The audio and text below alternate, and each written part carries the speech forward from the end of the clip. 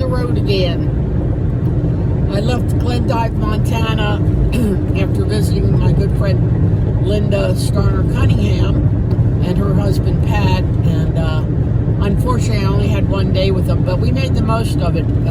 Last night we had a great meal cooked with by Pat of pasta and shrimp. So to say he knows me well because I love shrimp would be an understatement. So Linda did get up early today because she wanted to show me the state park that's there, and boy was it beautiful. I took some pictures of it and I will post them earlier. If you haven't been to any state parks or national parks, if you're over 65, you can get in free at any of the national parks and some state parks. So you want to look into that. This country is really amazing as far as our park system. And this was established by Teddy Roosevelt, the Rough Rider. So, and I just, in Montana, Teddy Roosevelt State Park is there. That's another one that I would recommend. When I lived in Montana, I was on the outskirts of Yellowstone. So I've been to Yellowstone many a time with Old Faithful. And I would highly recommend that. And then as you pass down into Wyoming, you go through the Teton National Park right outside of Jackson Hole. And the winter down there, they have an elk refuge. One of the really fun things to do down there is they have this sleigh ride that you can take once the winter has come, and you can go amongst the herd of elk. And it's really fascinating. One of the things I really enjoyed doing. So within the area, there's lots of ski resorts. There's also, in the summers, there are plenty of lakes to fish or rivers to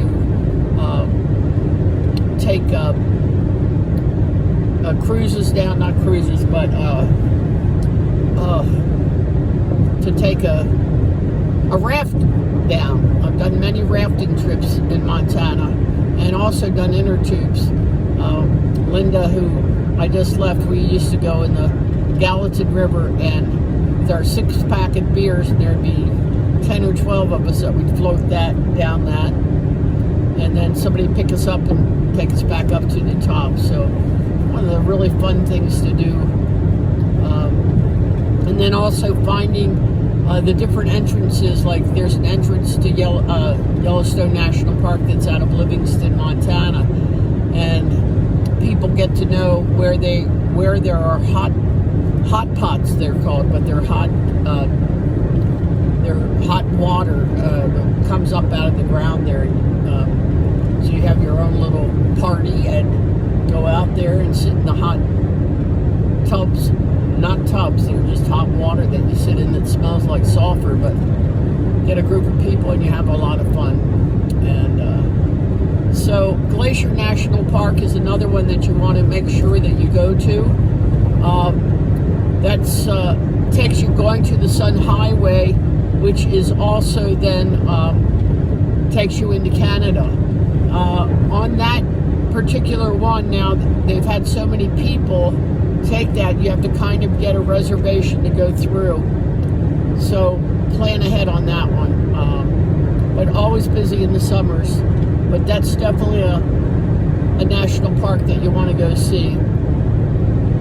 So those are just some of the ones I can think of off the top of my head that I visited. Must-sees for you. And I think you'd really enjoy it. So I'm heading into Bismarck, North Dakota. This is my first little venture into North Dakota. Hoping to see how far I can go tonight. I might not get to Fargo. I've had a very lazy day. Kind of feeling lazy. Back on the road, but not really wanting to drive that far. If I can find a little Indian casino or a casino that has a hotel, I'd like to pull off a little early, get my videos up, and then maybe gamble just a little bit, because I do like to play the machines. So I hope you had a great day, and I hope that you'll subscribe to my channel and get your friends to subscribe. And North Dakota is kind of flat, but it's a wonderful country to see. So put that on your bucket list of things to do. Make sure you get to as many of the state and national parks as you can. You can always camp, or there's always nice little hotels or something around it, or make some friends like I've done. So anyway, have a great day. Hope you have, and be safe out there as I'm trying to be, and please subscribe below. Okay, I'll talk to you again later. Bye-bye.